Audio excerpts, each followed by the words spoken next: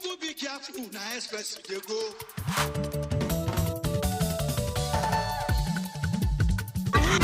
The big lord.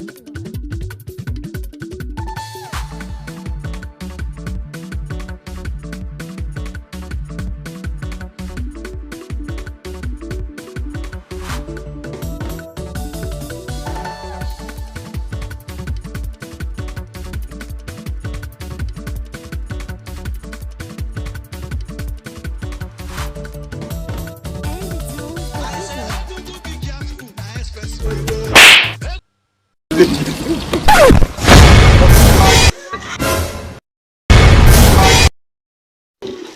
You are the one. That's my girlfriend. That police arrest him. Hey, you this idiot! I don't want us to get around. Come on, get out! Let's go! Let's go! Let's go! Let's go! Police, take him away! Take him out! Let's go!